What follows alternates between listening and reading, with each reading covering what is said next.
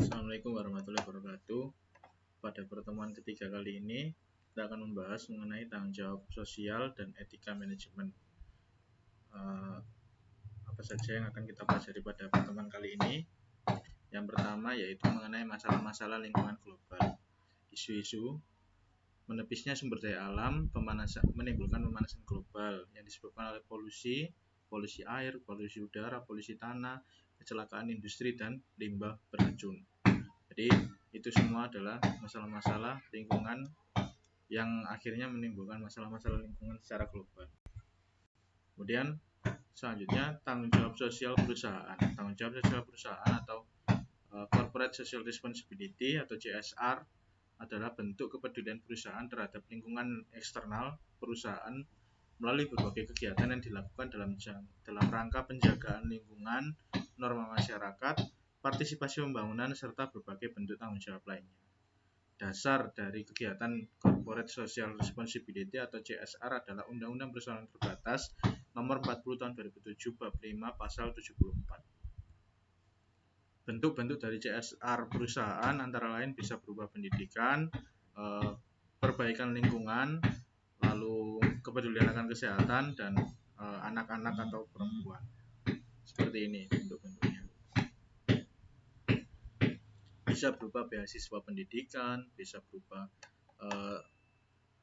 reboisasi atau penanaman hutan, penanaman pohon atau apa, atau bisa berupa pemberian ambulan atau layanan kesehatan kepada masyarakat. CSR Universitas Putra Bangsa sendiri melakukan berbagai kegiatan pelatihan, yaitu melakukan berbagai kegiatan pelatihan kepada masyarakat dan berupa beasiswa. Beasiswanya terdiri dari beasiswa yatim piatu, beasiswa prestasi akademik, prestasi olahraga, prestasi seni, termasuk pengobatan massal. Kemarin selain itu juga berpartisipasi atas kemarin dilakukannya vaksin secara umum yang diselenggarakan oleh Universitas Putra Bangsa. Itu juga termasuk bagian dari Corporate Social Responsibility, atau kalau di universitas namanya berubah jadi Campus Social Responsibility, dan bantuan air bersih serta lain-lain.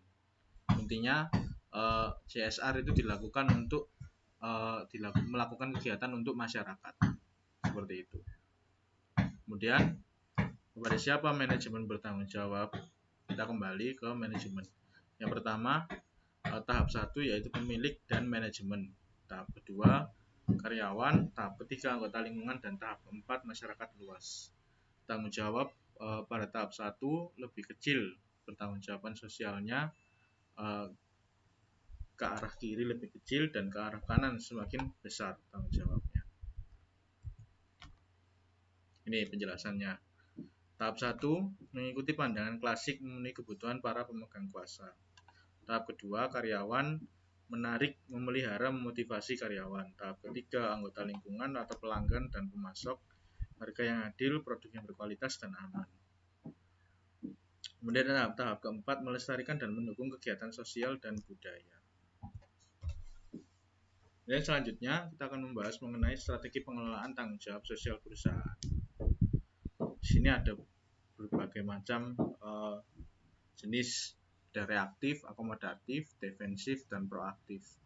Reaktif cenderung menolak tanggung jawab sosial, berarti nilainya di sini rendah. Kemudian yang kedua yaitu defensif, cenderung membela diri dalam menghindari tanggung jawab sosial. Jadi ada yang menolak, ada yang menghindar. Kemudian ada yang akomodatif, melakukan tanggung jawab sosial untuk menghindari tekanan dari masyarakat. Jadi tekanan yang kuat dari masyarakat ini membuat perusahaan melakukan kegiatan tersebut, melakukan kegiatan tanggung jawab sosial. Kemudian yang terakhir yaitu proaktif.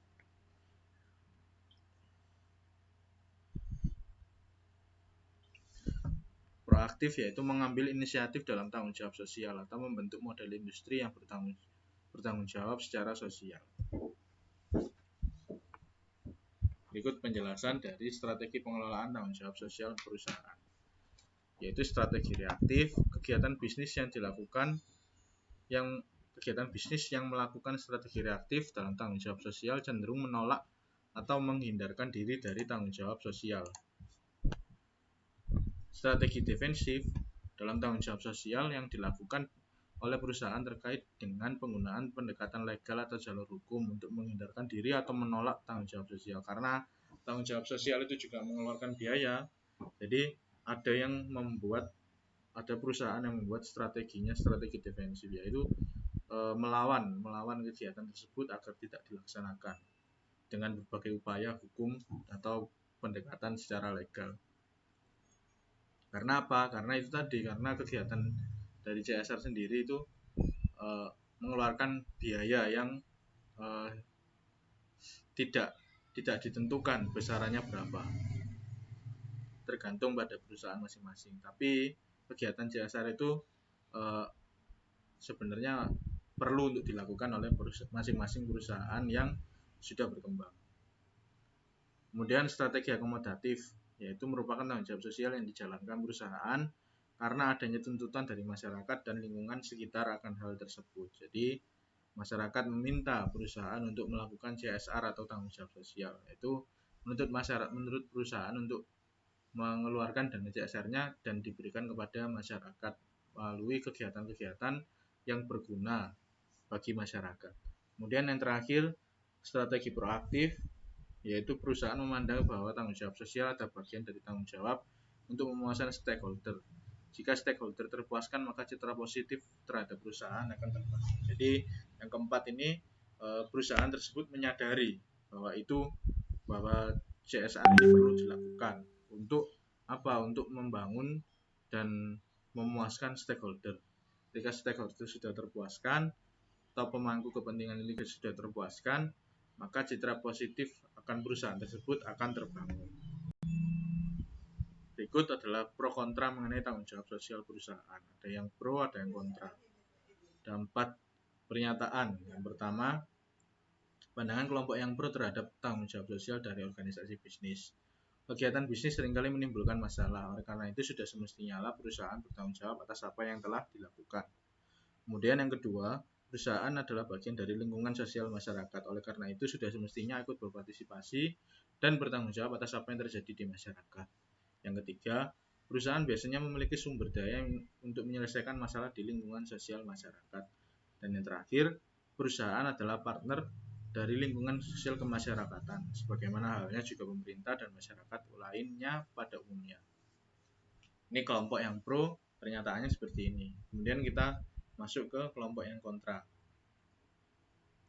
Yang pertama yaitu perusahaan tidak memiliki ahli yang mengkhususkan dalam bidang sosial dan kemasyarakatan. Oleh karena itu sulit bagi perusahaan untuk ikut bertanggung jawab pada kegiatan CSR ini. Kemudian yang kedua, perusahaan yang ikut berpartisipasi dan bertanggung jawab dalam lingkungan sosial masyarakat justru akan memiliki kekuatan untuk mengontrol masyarakat. Dan itu indikasi yang kurang baik secara sosial. Kemudian yang ketiga, akan banyak terdapat konflik kepentingan di masyarakat jika perusahaan terlibat dalam aktivitas sosial. Dan yang terakhir, tujuan perusahaan bukan untuk motif sosial, akan tetapi untuk memperoleh profit dan mencapai tujuan yang diharapkan oleh para pemilik perusahaan. Memang benar, tapi saya lebih condong ke yang pro. Adapun manfaat kegiatan CSR atau tanggung jawab sosial perusahaan adalah yang pertama, manfaat bagi perusahaan, timbul citra positif perusahaan di mata masyarakat dan pemerintah. Kemudian bagi masyarakat, selain kepentingan masyarakat terakomodasi atau terfasilitasi, hubungan masyarakat dengan perusahaan akan lebih erat dalam situasi win-win solution. Jadi ketika CSR dilakukan pada masyarakat, maka masyarakat akan berusaha untuk memberikan citra yang positif kepada perusahaan atau menganggap perusahaan itu baik. Dan ketika sudah terjadi seperti itu, ketika terjadi konflik perusahaan, masyarakat akan melindungi perusahaan tersebut. Kemudian yang ketiga, manfaat bagi pemerintah, yaitu memiliki partner dalam menjalankan misi sosial dari pemerintah dalam hal tanggung jawab sosial.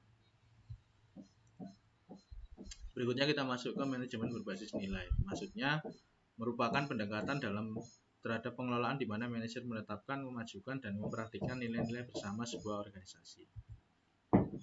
Tujuan nilai bersama adalah dampaknya pada pembentukan perilaku karyawan dan komunikasi apa yang diharapkan oleh organisasi terhadap anggotanya.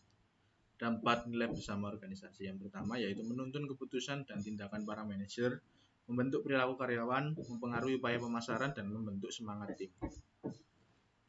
Berikutnya, dimensi etika dalam manajemen. Kita masuk ke pembahasan yang kedua. Tadi kita sudah membahas tanggung jawab sosial, sekarang kita membahas mengenai dimensi etika dalam manajemen atau etika manajemen.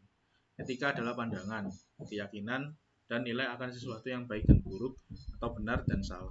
Menurut Griffin, etika manajemen adalah standar kelayakan pengelolaan organisasi yang memenuhi kriteria etika. Adapun 4 pandangan tentang etika. Yang pertama yaitu etika utilitarian, etika moral, etika teori keadilan, dan etika teori kontrak sosial terpadu. Yang pertama yaitu etika utilitarian, yaitu pandangan etika yang mengatakan bahwa keputusan yang dibuat bergantung kepada faedah yang diperolehi untuk kepentingan bersama atau utilitarian. Kemudian yang kedua, etika hak moral, yaitu sesuatu keputusan mestilah menghormati dan melindungi hak asasi seseorang individu. Maksudnya di sini lebih condong kepada hak asasi. Kemudian yang ketiga, etika teori keadilan, yaitu pandangan etika di mana para manajer melaksanakan dan mendorong peraturan secara adil dan tidak memihak dan berdasarkan hukum yang berlaku. Ini lebih kepada mementingkan keadilan dalam memandang etika. Kemudian yang terakhir, etika teori kontrak sosial terpadu, etika yang didasarkan terhadap pada keberadaan norma-norma etika di industri dan masyarakat sehingga menentukan undang-undang benar atau salah. Selanjutnya kita masuk ke nilai personal sebagai standar etika. Nilai atau values sendiri adalah pada dasarnya merupakan pandangan ideal yang mempengaruhi cara pandang, cara berpikir, dan perilaku dari seseorang. Nilai personal atau personal value pada dasarnya merupakan cara pandang, cara pikir, keyakinan yang dipegang oleh seseorang sehubungan dengan segala kegiatan yang dilakukan. Nilai personal terdiri dari nilai terminal dan nilai instrumental. Nilai terminal pada dasarnya merupakan pandangan dan cara berpikir seseorang yang terwujud melalui perilakunya yang didorong oleh motif dirinya dalam meraih sesuatu. Itu adalah nilai terminal. Kemudian nilai instrumental adalah pandangan dan cara berpikir seseorang yang berlaku untuk segala keadaan dan diterima oleh semua pihak sebagai sesuatu yang memang harus diperhatikan dan dijalankan. Adapun penelitian empiris mengenai nilai terminal dan nilai instrumental, Kreitner 1992. Dari 220 responden yang manajer beranggapan bahwa nilai-nilai instrumental yang perlu dimiliki adalah yang pertama yaitu kejujuran, yang kedua tanggung jawab, yang ketiga kapabilitas atau kemampuan, yang keempat ambisi, dan yang kelima independensi. Responden dari 220 manajer beranggapan bahwa nilai-nilai terminal yang perlu dimiliki adalah penghargaan terhadap pribadi, keamanan dan kesejahteraan keluarga pekerja, kebebasan dan kemerdekaan, dorongan untuk meraih sesuatu, dan kebahagiaan. Jadi menurut penelitian yang dilakukan oleh Kreitner pada tahun 1992, nilai-nilai instrumental yang penting adalah 5 tadi, dan nilai-nilai terminal yang penting adalah 5 yang bisa kalian baca di PPT ini. Berikutnya kita masuk ke konflik nilai. Ada 3 konflik nilai. Yang pertama konflik intrapersonal, yaitu pada dasarnya terjadi umumnya di dalam individu dan antar individu. Jadi antar individu dan di dalam individu. Kemudian konflik individu organisasi pada dasarnya merupakan konflik yang terjadi pada saat nilai yang dianut oleh individu berbenturan dengan nilai yang harus ditanamkan oleh perusahaan. Berikutnya konflik antar budaya, yaitu pada dasarnya merupakan konflik antar individu maupun antara individu dengan organisasi yang disebabkan oleh adanya perbedaan budaya di antara individu yang bersangkutan atau juga organisasi yang bersangkutan. Berikutnya berbagai isu seputar etika manajemen. Penggunaan obat-obat terlarang, pencurian dan oleh para pekerja atau korupsi, konflik kepentingan, pengawasan kualitas atau quality control, penyalahgunaan informasi yang bersifat rahasia, penyelewengan dalam penyerahan keuangan, penggunaan aset perusahaan, pemecatan tenaga kerja, polusi lingkungan, cara bersaing dari perusahaan yang dianggap tidak etis, penggunaan pekerja atau tenaga kerja di bawah umur, pemberian hadiah kepada pihak-pihak tertentu yang terkait dengan pemegang kebijakan, dan lain sebagainya. Jadi ini adalah isu atau permasalahan seputar etika yang terjadi di dalam manajemen. Berikutnya model penilaian etika menurut Griffin yang terdiri dari 3 jenis kegiatan, yaitu data gathering, analisis, dan penilaian. Pengumpulan data mengenai tindakan atau kegiatan yang dilakukan. Apakah tindakan atau kegiatan yang dilakukan memenuhi 4 kriteria dalam etika? Manfaatnya, apakah tindakan tersebut memberikan manfaat dan kepuasan bagi semua pihak? Jadi ini cara penilaian dan analisis bahwa model penilaian etika itu ini etis apa tidak etis, seperti itu. Bisa dipahami sendiri. Nanti kalau misalkan ada yang tidak jelas bisa tanyakan di forum diskusi. Kita lanjutkan upaya perwujudan dan peningkatan etika manajemen. Ada 3, yaitu yang pertama pelatihan etika, yang kedua kode etik, dan yang ketiga keterlibatan publik dalam etika manajemen perusahaan. Jadi upaya-upaya yang diwujudkan dalam peningkatan etika manajemen yaitu adanya pelatihan etika yang diselenggarakan oleh perusahaan, adanya kode etik yang dipatuhi, dan adanya keterlibatan publik atau masyarakat dalam etika manajemen perusahaan. Berikutnya, faktor-faktor yang mempengaruhi etika karyawan. Adapun berikut faktor-faktor yang mempengaruhi etika karyawan. Yang pertama, tahapan perkembangan moral. Yang kedua, karakteristik individu, kekuatan ego atau locus of control, variabel-variabel struktural, budaya organisasi, dan intensitas masalah. Selesai. Terima kasih atas perhatiannya. Apabila ada yang perlu ditanyakan dalam pertemuan kali ini, silakan sampaikan di forum diskusi. Demikian. Assalamualaikum warahmatullahi wabarakatuh.